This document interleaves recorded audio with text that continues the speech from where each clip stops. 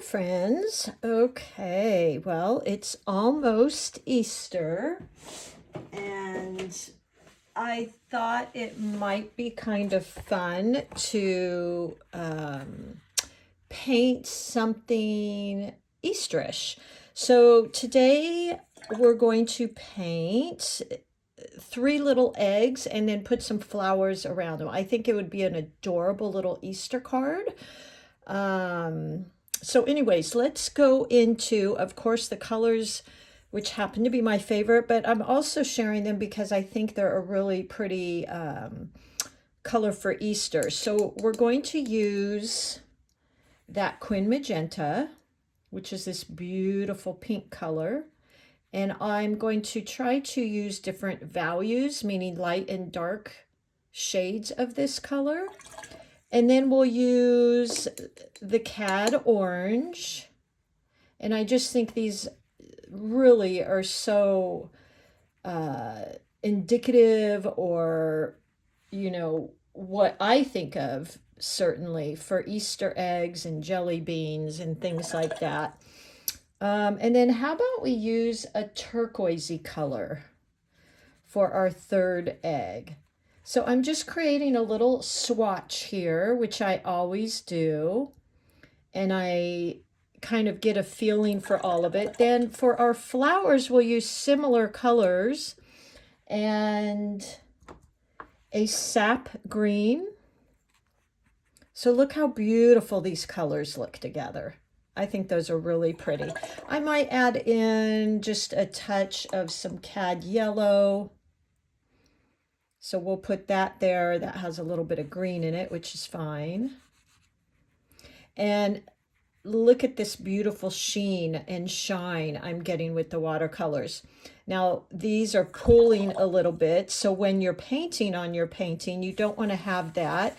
You can either soak it up with your brush, or you can dip your little paper towel in there, either one, and pick up those puddles, because we don't want puddles in our painting. Remember, that's what will make you lose kind of control of the watercolors. I might, in the leaves, I might just add in a little bit of this blue and green. I think that could be fun. So if I'm painting a leaf, something like that, I might just add in a little bit of that blue color, which I think could be really pretty with leaves. So let's just see what that looks like. Look how pretty that is. I think that's really pretty. And just kind of let those colors, that's wet in wet, let them blend a little, maybe even a little yellow in there. Could be really pretty. So kind of play with those. So these are our Winsor Newton colors I will be using today. We'll basically be using those C strokes that I tend to always use. You can go back on my tutorials and see those. They're also in my ebook. But let's go ahead and start playing with these little egg shapes. I don't know why, but sometimes my egg shapes are kind of wonky. So pardon me for a minute. I'm going to look for a pencil here. I'm sorry, one moment. Here we go. Okay. So I think because I like working in odd numbers, I'm going to do 3 eggs here. Okay, something like that. Maybe like that. And like that. So I've got my 3 eggs there just to kind of give me an idea. And I'm going to be starting wet on dry for this. Now this paper, I'm using my number 8. Today I'm using my Neptune brush. I normally use Princeton Round Velvet Touch. So I kind of wanted you to see what this looked like. It's basically the same. Here is my Velvet Touch, same length, both round. The bristles are a different color. Really what I noticed is the Velvet Touch has that kind of grippy type of handle. I do believe they are made out of different bristles, but both synthetic. So let's go ahead and play with this. I'm going to start with kind of this very light tint of a pink egg. And actually, well, let's do this. We'll do these different colors. So I'm going in and I'm layering, creating a wash of this beautiful pink quin magenta color that I love. Now I'm going to go in and put some darker little shades of it in there, like so, and then adding in a little bit of water so I get some spreading, just kind of playing with that, I think is fun. You can move those around just so we get some interesting different colors in here. Wet and wet is what I'm doing right now. So you're getting a lot of spreading. I know last year I did some eggs that were really pretty, and I actually added in little brown speckles. So maybe we'll do that on this one. Now, normally I don't do wet on wet right next to each other, so I'm going to leave a little bit of space, because otherwise when I paint this one orange, if I touched into that, it's going to blend into it. So I'm going to do my best to leave a little bit of space, just so that I don't get a big blend, and I kind of have this separate egg here. We're going to fill this in with flowers down here. So what I'm going to do is get a little bit stronger value and tap in, maybe adding into this. Now, if you've watched my pushing and pulling video, I'm going to do that here. Okay, so I'm kind of pulling the paint around. I'm kind of pushing it with a clean rinsed brush, like so, and just kind of helping along. Now, I'm not using a real good paper today. This is actually very much a student grade. So the blending isn't going to be as well as I might like. Let's move over and make this egg that beautiful turquoise color. So pretty watery, because I want that light pastel type color. And let's do this egg. I'm using very wet and wet here, or wet on dry, I'm sorry. Just like so. Going to add a little bit more water to that. Okay, there we go. And then I'll go back in and just add in a tiny bit of dark blue, which is the same color I was using, but I'm just using more of a, more paint, less water, okay? And then I'm going to let that spread. So see how pretty this effect is? They look like they're watercolored in. Now, a fun thing to do is wet your brush.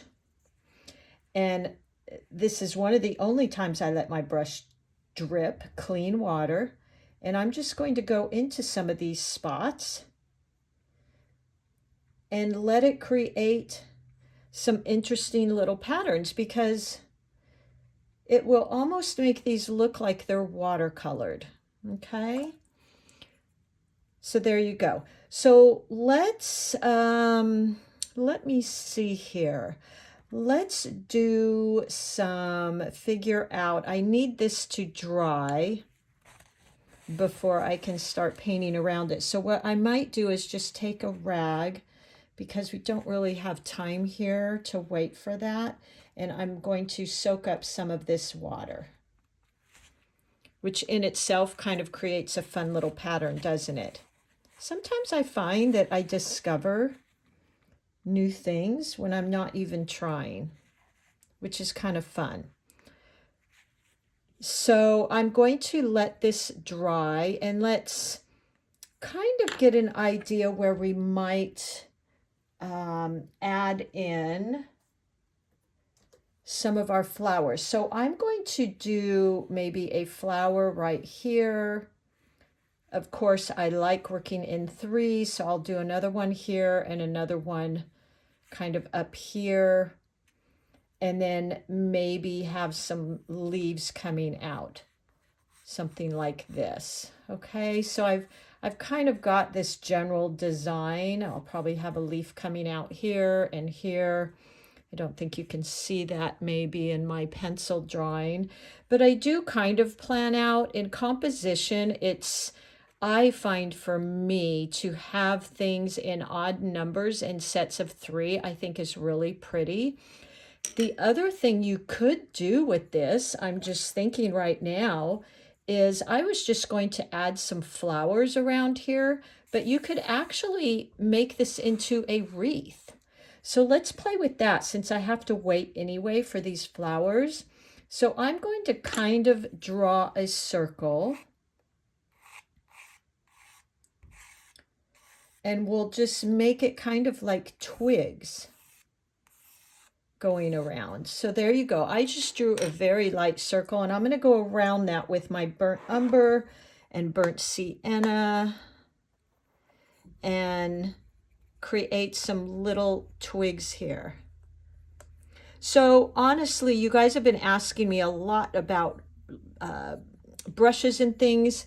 The Princeton Neptune, which is what I have linked and what I typically send you guys, honestly, I don't feel a big difference between that and the Velvet Touch. You know, so I think what I've got linked in there is pretty good. And I did notice the Velvet Touch can be sold out sometimes. So this Neptune 8 round Princeton is linked in my descriptions. So for the little twigs I'm going to go around with to make like a little kind of bird nest type of feel, I'm using the tip of my brush and very light strokes. So as we've practiced in the past, the tip of my brush, holding your brush upright, I tilt mine a little so you can see what I'm doing, and very light pressure. So I think for these twigs, that's perfect because we can always go in and add in. I think, let's mix this and make it just a tiny bit darker. There we go. Okay. So very light pressure using the tip, just practicing these lines. And this is how I'm going to make my wreath here. Okay, so I'm also going to hold back on my brush because that gives me a little bit more looseness and play. The closer up you are, you have more control, and I tend to be a little bit more rigid. So because these twigs are going to be a little bit more, you know, kind of free flowing, I'm going to back up on my brush and hold from here. Very light pressure. So let me get a little bit more paint. I'm just going to start creating these little branches going around like that. And we'll add to this. Just having fun with this. Okay, so I've added that first layer. Now what I might do is go back in with some of that burnt umber, burnt sienna, mixed with some green. I think that could be pretty, and create more branches. You could also mix some gold in here. So very light touch, back a little bit farther, and just creating some of these branches. Okay, I think this is really fun. All right, I might want to make these some thicker ones, but I'm going to wait until I get some other things on here, like the flowers and things, before I start adding too many leaves and things like that. Now, one thing I do notice is this looks a little flat. Okay, so I'm going to go in with a more concentrated pigment, meaning I'm going to have more paint, maybe a little bit. So it gives me, ooh, that was too much. You got to watch that black. It really can get kind of crazy. So more paint versus water, because I want different values. Otherwise, your paintings can look kind of flat. So now I'm going to go in here and I'm moving up towards the front of my brush. So I have a little bit more control now. So I'm going to do a few more here just to add some interest. Okay. There we go. So as you see, that already has kind of pushed and pulled, where my lighter value branches are moving towards the back, kind of in the background. Okay, so I think that's good. And this feels pretty dry, so I think we can go in there, and I'm going to wash my brush and then also rinse it. Remember, you have your 2 containers of water, one to wash and one to rinse. So let's go in here and add a flower. I'm going to use, again, that Quin Magenta. I might add a little bit of this. Ooh, that was a lot. Of that Opera Rose, I think is so beautiful. So I think I'll add some of that to my Quin Magenta. And then let's create a simple little flower. So the first leaf, I'm sorry, petal here, I'm going to, assuming this is going to be the middle of my flower here, I'm going to come from always pointing the start of your petal towards the center of the flower, okay? Point, press, and I'm going to come back in, leaving a little bit of room in there, that white space. I might even, now I'm not using a real good paper today, friends, so it dries rather quickly, which is kind of what I was going for, because I knew I'd need these to dry so I could do my flowers. So I'm got a light layer for that first petal. Now the second petal, pointing towards the center of my flower, point, press, come around, point, press, come around. And notice I used a different value, a darker value of that paint, okay? That creates that interest. So I'm going to turn my page a little bit here and go back in, pointing towards the center of my flower. Point, press, point, press, and there's another petal. Look how beautiful. Okay, now this petal I'm going to do right here, I'm just going to barely rinse my brush, and I want a lighter value. Sorry, I'm going to turn this paper and come over here. Okay, so pointing towards the center of the flower, point, press, point, press. Okay, so there you go. And let's try again, rinsing my brush a little, gently scraping it on the side. Point, press, point, press, kind of spinning my brush at the end there. Now, because this paper I'm using isn't the best, it's getting a little spotty like this. That's okay. This is just a practice thing. So our last petal here, we're going to point towards the center of the flower, point, press, swirl around, and point, press, swirl around. Okay. So there you go. There's our first little flower. Now I'm going to go in over here and use an orange, and I'm coming over here so that it kind of balances out a warmer color on this side with some of it over here as well, so it doesn't look too uneven. Now what I might do while this is still wet on my paper is go in with that Payne's gray and just tap in the center here, like so, and let that spread a little. Isn't that pretty?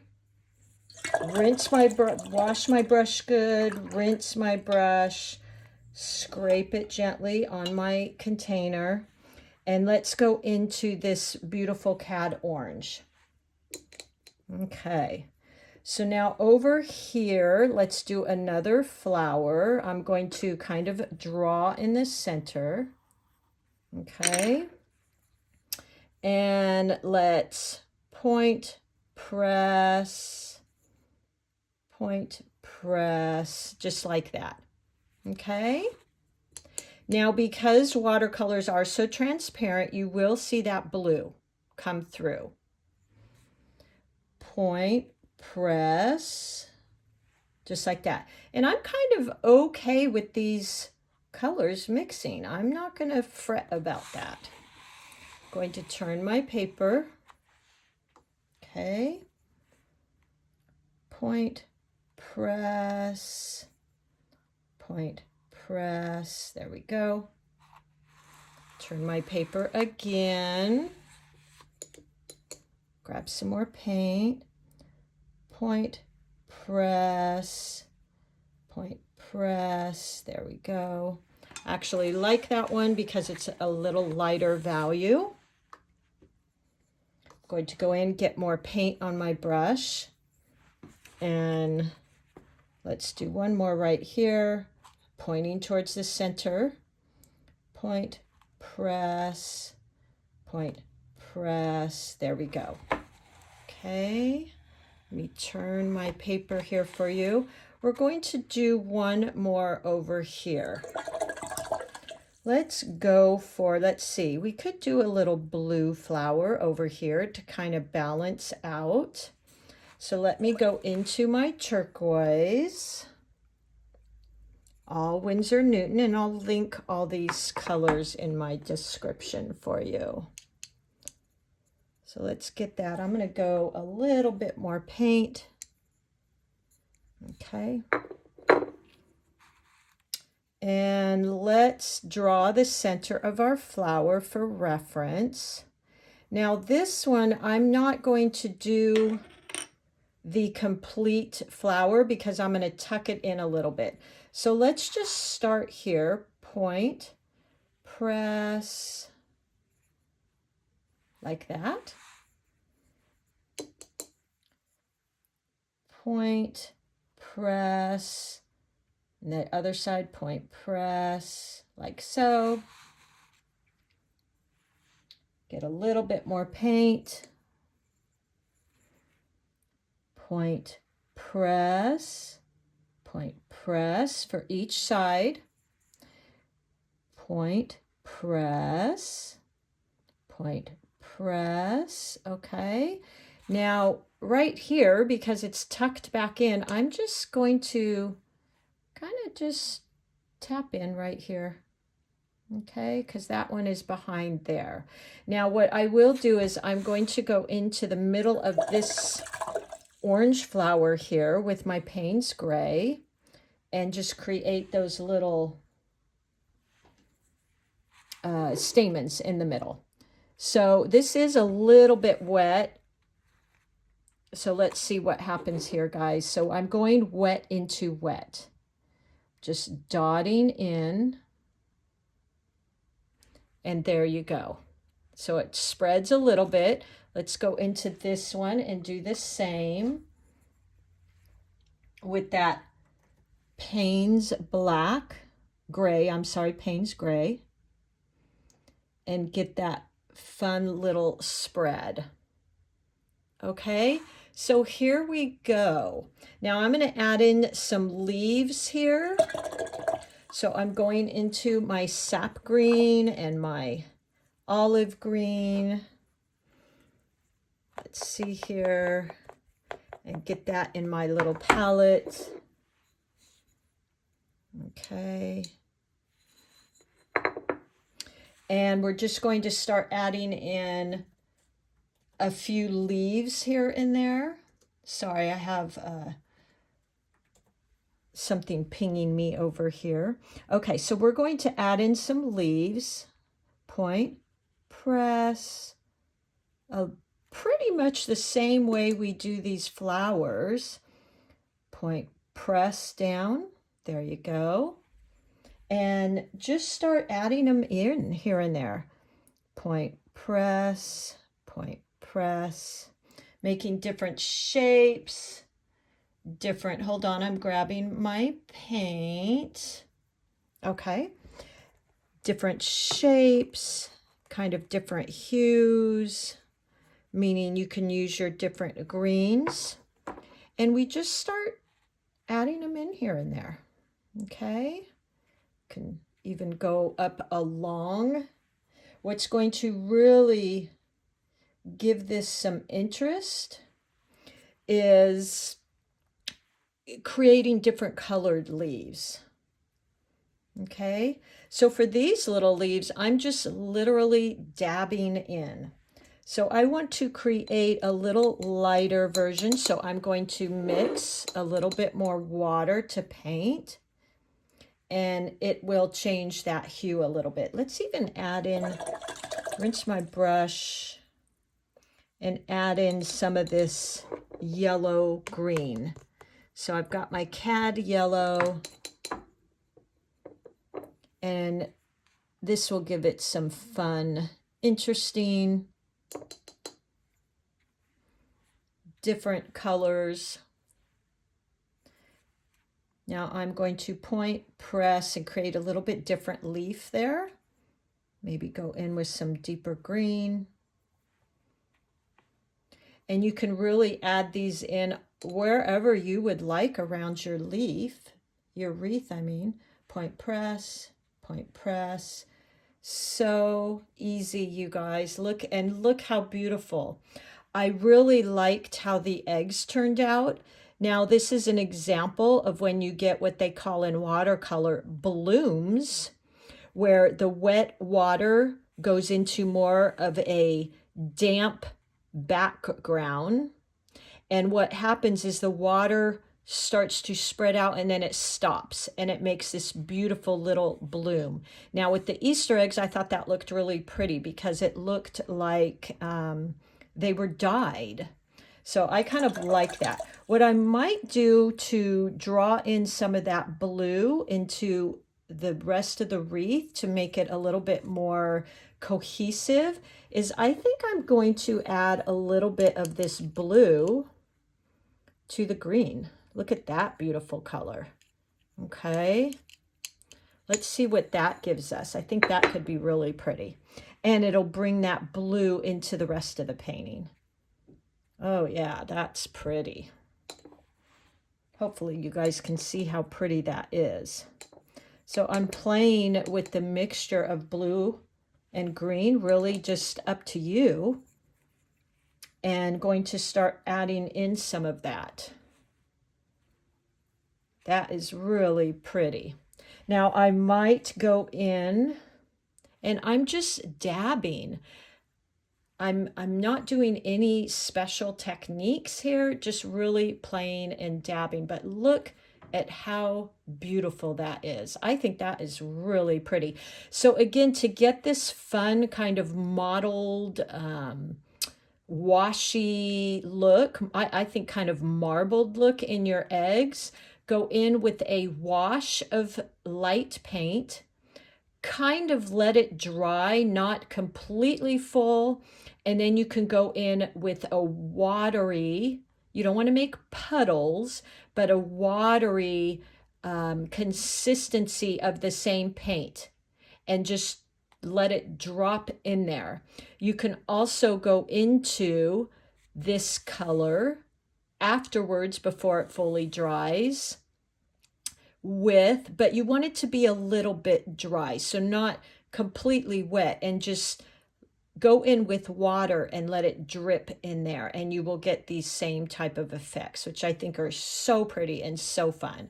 So I'm not going to do a whole lot more, you guys. I kind of liking this right here.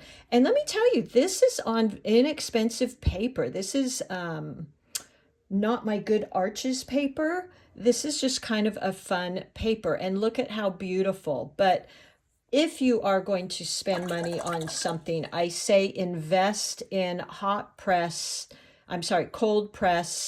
140-pound paper if you can, because it will make a difference in how your paint flows. If you look up close, you know, it's a little funky in here, and that's because I'm using more an inexpensive paper, where the swatch I did was on Arches cotton paper, and it's very smooth.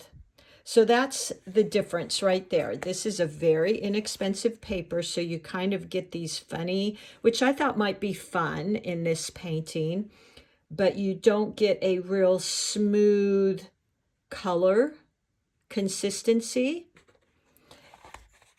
On Arches 140-pound cotton paper, you get much more of a consistent spread, wash, a layer and effect. So that's some differences. Student grade paper, what they do is they put what's called cellulose into the mixture to make the paper with the wood pulp. So it's got more of that cellulose than wood pulp. When you buy 100% cotton paper, it's all a wood pulp. So it absorbs better, it holds color better, you get a nicer, smoother finish. But listen, friends, I don't paint on this all the time because, well, I couldn't afford it. It's a little bit more pricey. And, you know, sometimes I like to play with kind of these different effects. So I hope you'll give this a little try. I actually liked coming up on this side a little bit more. I used darker values, meaning more paint than water on some of my leaves. I think that's fun. And then more water to paint for others to make them look like they're in the background. So if you look here, this has so much interest. The eggs look like they're more in the background because they're a lighter value, meaning more water, less paint on my brush. These flowers I intentionally made with more value, meaning more paint, less water, so they would kind of stand out in front. And then same with this wreath, these twigs, I did kind of the same thing. I used some more watery versions of my brown paint, and then I used some more paint to water for parts. So you get this beautiful push and pull and depth and interest, and it's really fun. So I hope you will try some of this out. I think this could be a beautiful card for Easter. It also is a lot of fun. I used wet in wet. For the leaves, I literally just did these dabbing strokes, just like that. You could make them thicker, thinner. And then I played with the value, more paint, less water, and more water, less paint to get that depth. So I hope you have fun with this. Let me know what you think. please pick up my ebook. It has some good references in there. And I will put together this little package in Etsy with my color swatch and names of the paint and the final piece that you could maybe go back and watch the tutorial and have these in front of you for reference. They're only $25, and I have one obviously per YouTube video, but I'm hoping this helps. I would have loved to have had my mentors and teachers that I learned from, their kind of work pieces that I could study and have. So I'm hoping I'm putting these together, and it's a good resource for you. Okay, well, thank you so much for being here, and have fun with this for Easter. And I will talk to you all soon. Thank you, friends.